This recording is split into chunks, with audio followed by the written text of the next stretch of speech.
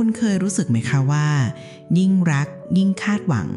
ยิ่งอยากให้ความสัมพันธ์เป็นไปตามที่เราคิดมากเท่าไหร่บางครั้งความสัมพันธ์นั้นกลับยิ่งห่างเหินยิ่งเต็มไปด้วยความขัดแย้งและยิ่งสร้างความเจ็บปวดให้กันมากเท่านั้นหรือบางที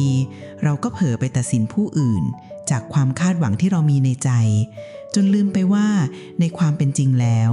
ทุกคนล้วนแตกต่างและมีความเป็นตัวเองวันนี้พุทธะสร้างสุขธรรมะง่ายๆในชีวิตประจำวัน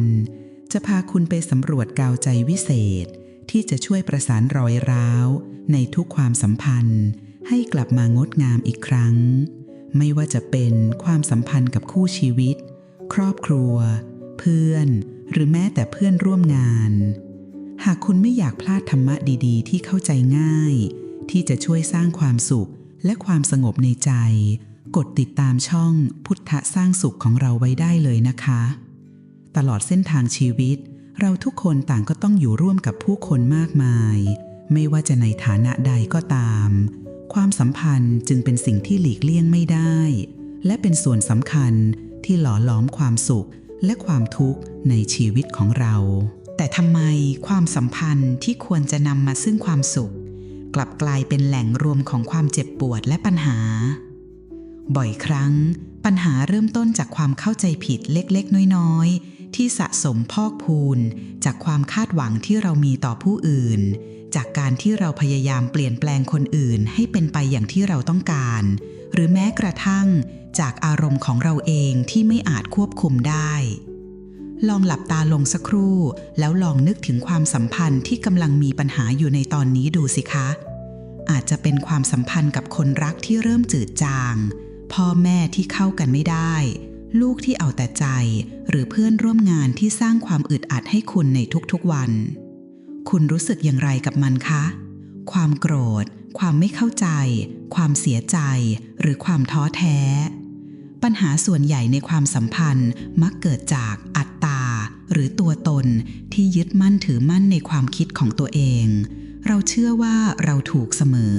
เราเชื่อว่าคนอื่นควรจะเป็นแบบนั้นแบบนี้เราคาดหวังว่าคนรักต้องเข้าใจทุกอย่างที่เราคิดพ่อแม่ต้องสนับสนุนทุกสิ่งที่เราทำเพื่อนต้องอยู่ข้างเราเสมอเพื่อนร่วมงานต้องคิดเหมือนเราแต่ในความเป็นจริงแล้วมนุษย์ทุกคนล้วนมีความคิดความรู้สึกและประสบการณ์ที่แตกต่างกันทุกคนล้วนมีข้อจำกัดมีความผิดพลาดและมีพื้นที่ส่วนตัวที่ต้องการที่เราพยายามจะเข้าไปควบคุมหรือคาดหวังให้คนอื่นเป็นไปตามใจเรายิ่งเป็นการสร้างกำแพงกั้นระหว่างกันคุณเคยลองถามตัวเองไหมคะว่าแท้จริงแล้วกาวใจที่จะเชื่อมรอยร้าวในความสัมพันธ์ให้กลับมาแข็งแรงอีกครั้งนั้นคืออะไรหลายคนอาจจะนึกถึงความรักการให้อภัยการยอมรับหรือการสื่อสารที่ดีซึ่งทั้งหมดนี้ล้วนเป็นสิ่งสำคัญค่ะแต่ยังมีหลักธรรมหนึ่งที่เป็นรากฐานสำคัญของสิ่งเหล่านี้ทั้งหมดเป็นหลักธรรม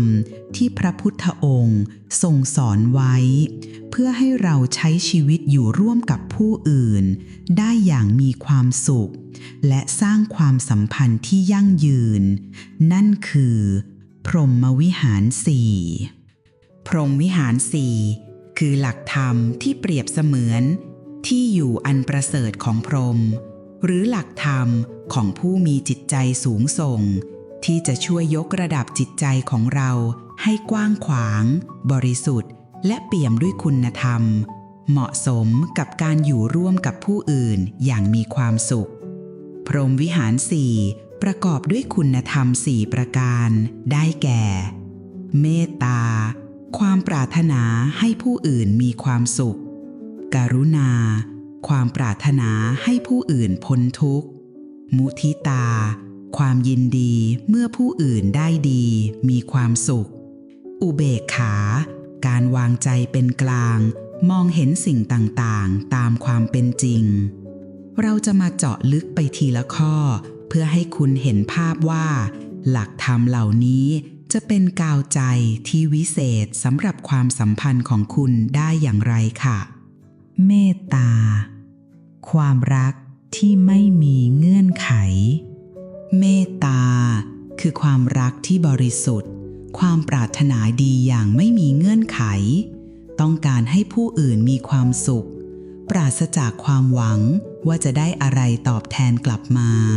คุณเคยรักใครสักคนอย่างบริสุทธิ์ใจโดยไม่คาดหวังให้เขาต้องทำอะไรเพื่อคุณเลยไหมคะนั่นแหละคือเมตตาในความสัมพันธ์เมตตาคือการที่เราปรารถนาให้คนรักมีความสุขครอบครัวมีความสุขเพื่อนมีความสุขแม้ว่าบางครั้งเขาอาจไม่ได้ทำอย่างที่เราชอบหรือไม่ได้เป็นไปตามที่เราต้องการเมตตาทำให้เรามองข้ามข้อบกพร่องเล็กๆน้อยๆไปและมุ่งเน้นที่การสร้างความสุขให้แก่กันการนำเมตตาไปใช้ในความสัมพันธ์เริ่มที่ตัวเองก่อนที่เราจะแผ่เมตตาให้ผู้อื่นเราต้องมีความเมตตาต่อตนเองก่อนค่ะยอมรับในความไม่สมบูรณ์แบบของตัวเองให้อภัยตัวเองเมื่อทำผิดพลาดเพราะถ้าเราไม่รักตัวเองอย่างแท้จริงเราก็ยากที่จะรักผู้อื่นได้อย่างบริสุทธิ์ใจยกตัวอย่างสมมุติคุณทำพลาดในเรื่องเล็กๆน้อยๆแทนที่จะตำหนิตัวเองซ้ำๆลองบอกตัวเองว่าไม่เป็นไรนะพลาดไปแล้วเรียนรู้แล้วเริ่มใหม่การฝึกเมตตาต่อตนเองจะช่วยให้คุณใจเย็นขึ้นและส่งต่อความเมตตานี้ไปสู่ผู้อื่นได้ปรารถนาดีต่อผู้อื่นอย่างแท้จริงไม่ใช่แค่คำพูดแต่คือความรู้สึกจากใจจริงการคิดถึงประโยชน์สุขของเขาเป็นที่ตั้งยกตัวอย่างคู่รักกลับบ้านดึกแทนที่จะโกรธหรือหงุดหงิดทันทีลองคิดว่าเขาคงเหนื่อยจากการทำงานมามากขอให้เขาได้พักผ่อนอย่างเต็มที่หรือขอให้เขาเดินทางปลอดภัยนะคะความคิดเหล่านี้คือเมตตาที่แผ่ออกไปให้อภัยและไม่ถือโทษเมื่อเกิดความขัดแย้งเมตตาจะช่วยให้เราพร้อมที่จะให้อภัยและไม่เก็บเรื่องราวผิดพลาดของอีกฝ่ายมาผูกใจไว้เพราะเราปรารถนาให้ความสัมพันธ์ยังคงงดงามต่อไปยกตัวอย่างเพื่อนร่วมงานพูดจาไม่เข้าหูแทนที่จะเก็บมาคิดข้ามวันลองพิจารณาว่าบางทีเขากำลังเจอเรื่องเครียดอยู่ก็ได้ขอให้เขาหายจากความทุกข์นั้น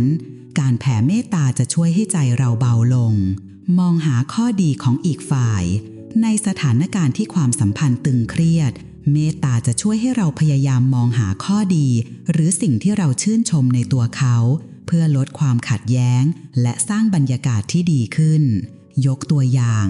ลูกไม่เชื่อฟังแทนที่จะดุดด่าอย่างเดียวลองนึกถึงความน่ารักหรือความพยายามของเขาในเรื่องอื่นๆเพื่อให้ใจเราอ่อนโยนลงเมตตาเป็นรากฐานสำคัญที่ทำให้ความสัมพันธ์ยืนยาวเพราะมันคือการให้โดยไม่หวังผลตอบแทนและการให้ที่บริสุทธิ์นี้เองจะนำความสุขกลับคืนมาสู่ทั้งสองฝ่ายกรุณาเมื่อเห็นเขาเป็นทุกข์เราก็อยากช่วยกรุณาคือความสงสารความเห็นอกเห็นใจความปรารถนาที่จะช่วยเหลือผู้อื่นให้พ้นจากความทุกข์เมื่อเราเห็นใครกำลังลำบากหรือเจอเรื่องร้ายๆกรุณาจะผลักดันให้เรายื่นมือเข้าช่วยไม่ว่าจะเป็นการให้กำลังใจการรับฟังหรือการลงมือทำเพื่อบรรเทาทุกข์ของเขาลองนึกถึงวันที่คนสำคัญของคุณกำลังเผชิญกับความยากลำบากคุณรู้สึกอยากเข้าไปโอบกอดเขาอยากแบ่งเบาภาระของเขาหรืออยากทำอะไรสักอย่างให้เขารู้สึกดีขึ้นไหมคะนั่นแหละคือกรุณาการนำกรุณาไปใช้ในความสัมพันธ์รับฟังด้วยใจเมื่ออีกฝ่ายกำลังทุกข์กรุณาคือการเป็นผู้ฟังที่ดีฟังอย่างตั้งใจไม่ตัดสินไม่รีบให้คำแนะนำแต่ให้พื้นที่แก่เขาได้ระบายความรู้สึกออกมายกตัวอย่างคนรักบ่นเรื่องงานแทนที่จะบอกว่าก็แค่เรื่องเล็กน้อยเองลองพูดว่าฟังดูคุณเหนื่อยมากเลยนะคะมีอะไรให้ช่วยไหมการรับฟังด้วยกรุณาจะช่วยให้เขารู้สึกว่ามีคนเข้าใจ เห็นอกเห็นใจในความผิดพลาดเมื่ออีกฝ่ายทำผิดพลาดแทนที่จะซ้ำเติมกรุณาจะช่วยให้เราเข้าใจว่ามนุษย์ทุกคนมีโอกาสผิดพลาดและให้โอกาสเขาได้แก้ไขยกตัวอย่างลูกทำของเล่นพังแทนที่จะลงโทษทันทีลองเข้าไปปลอบและช่วยกันคิดหาวิธีแก้ไข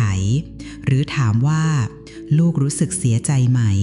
แม่พ่อเข้าใจนะยื่นมือเข้าช่วยอย่างไม่ลังเล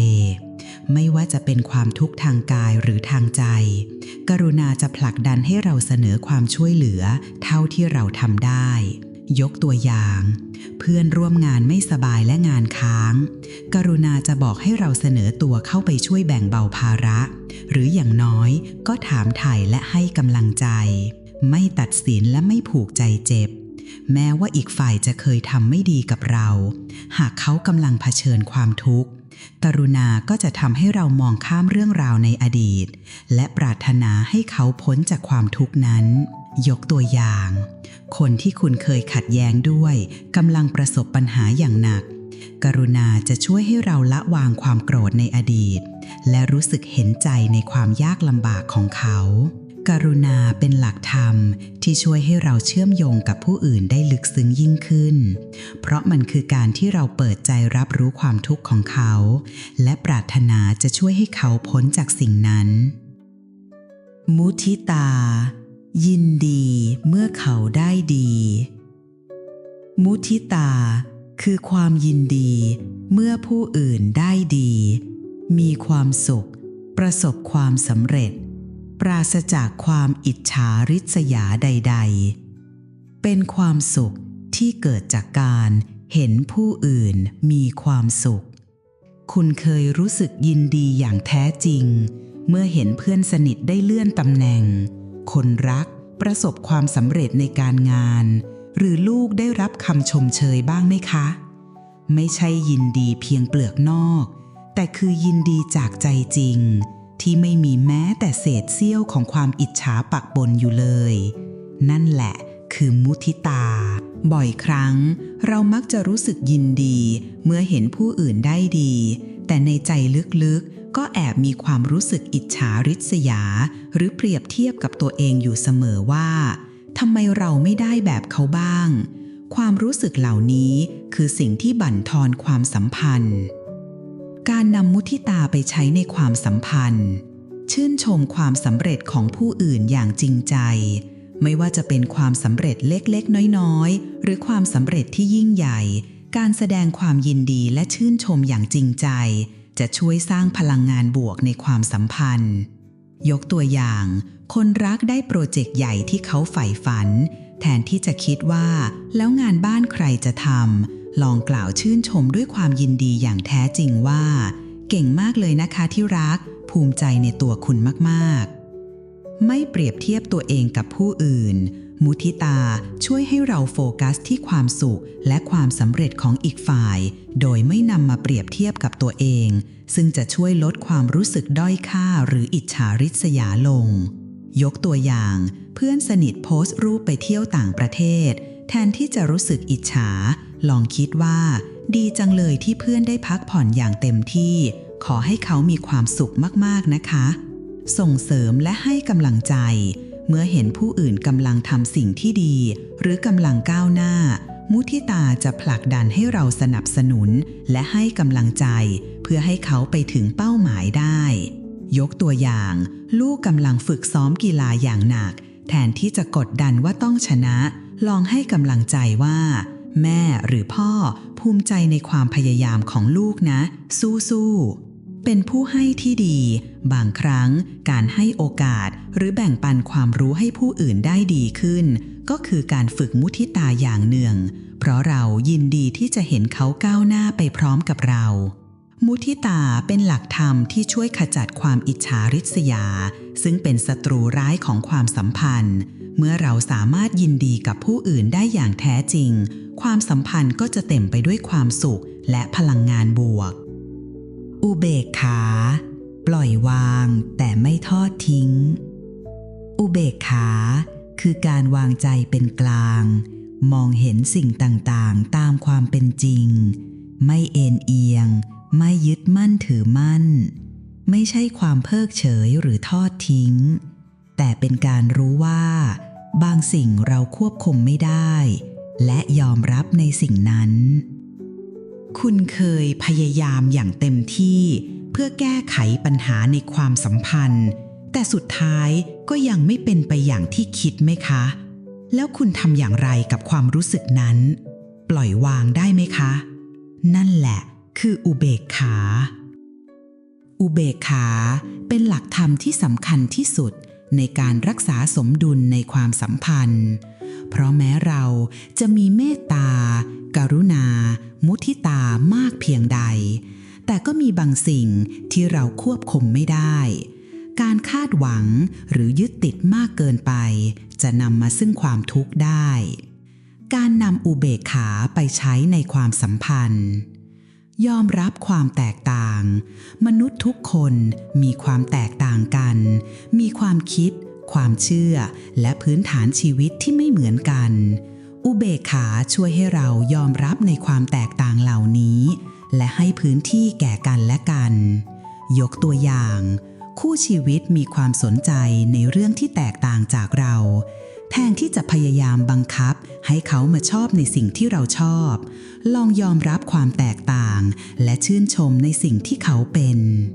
ไม่ยึดติดในผลลัพธ์เราสามารถทำหน้าที่ของเราในความสัมพันธ์ได้อย่างเต็มที่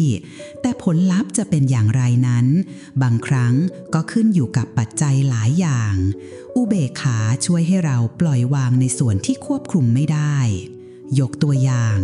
คุณพยายามปรับปรุงความสัมพันธ์กับคนในครอบครัวอย่างเต็มที่แล้วแต่สถานการณ์ก็ยังไม่ดีขึ้นอุเบกขาคือการทำใจยอมรับว่าเราได้ทำดีที่สุดแล้วและปล่อยวางในส่วนที่นอกเหนือการควบคุมของเราให้พื้นที่ส่วนตัวแก่กันการรักกันไม่ได้หมายความว่าเราจะต้องอยู่ติดกันตลอดเวลาหรือรู้ทุกเรื่องของกันและกันอุเบกขาคือการให้เกียรติและให้พื้นที่ส่วนตัวแก่กันเพื่อให้แต่ละคนได้เติบโตและเป็นตัวของตัวเองยกตัวอย่างเพื่อนสนิทต้องการเวลาอยู่คนเดียวเพื่อจัดการกับปัญหาอุเบกขาคือการเข้าใจและให้พื้นที่แก่เขาโดยไม่รู้สึกว่าถูกทอดทิ้งไม่แบกรับภาระที่เกินตัวบางครั้งปัญหาของผู้อื่นก็หนักเกินกว่าที่เราจะแบกรับไว้ได้ทั้งหมดอุเบกขาช่วยให้เราตระหนักถึงขีดจำกัดของตัวเองและรู้ว่าเมื่อไหร่ควรจะวางหรือให้คนอื่นจัดการปัญหาของเขาเองยกตัวอย่างลูกทำผิดซ้ำซากคุณได้ให้คำแนะนำและช่วยเหลือเต็มที่แล้วแต่อุเบกขาจะบอกให้คุณถอยออกมาเล็กน้อยเพื่อให้ลูกได้เรียนรู้จากความผิดพลาดของตัวเองอุเบกขาคือหลักประกันว่าจิตใจของเราจะไม่แบกรับความทุกข์มากเกินไปแม้ว่าความสัมพันธ์จะไม่ได้เป็นไปตามที่เราปรารถนาเสมอไปก็ตามการนำพรหมวิหาร 4มาใช้ในความสัมพันธ์อาจจะฟังดูเป็นเรื่องที่ยากในตอนแรกเพราะมันต้องอาศัยการฝึกฝนจิตใจอย่างสม่ำเสมอแต่ดิฉันอยากให้คุณลองพิจารณาว่าทุกวันนี้ความสัมพันธ์ของคุณเป็นอย่างไรหากมันยังไม่ราบรื่นยังเต็มไปด้วยความขัดแย้งและความทุกข์การลองเปลี่ยนแปลงที่ตัวเราเองนี่แหละคือจุดเริ่มต้นที่ดีที่สุดความท้าทายที่พบบ่อยในการฝึกพรหมวิหาร 4คือการเจอคนที่ไม่น่ารักเป็นเรื่องยากที่จะรู้สึกเมตตากรุณาหรือมุทิตากับคนที่เคยทำร้ายเราหรือคนที่เรารู้สึกไม่ชอบหน้าแต่การฝึกพรหมวิหาร 4ไม่ได้หมายความว่าเราต้องไปรักทุกคนแต่มันคือการฝึกจิตใจของเราให้เป็นกลางมากขึ้นไม่ให้ความโกรธความเกลียดมากัดกินใจเราความคาดหวังที่ยังคงอยู่แม้เราจะพยายามฝึกอุเบกขาแต่ลึกๆเราก็ยังคงมีความคาดหวังต่อความสัมพันธ์อยู่ซึ่งเป็นเรื่องปกติของมนุษย์การตระหนักรู้ถึงความคาดหวังเหล่านั้นและค่อยๆเรียนรู้ที่จะปล่อยวางจะช่วยให้ใจเราเบาลง ความไม่สม่ำเสมอบางวันเราก็ทำได้ดีบางวันก็เผลอใช้อารมณ์หรือความยึดติดเข้าว่า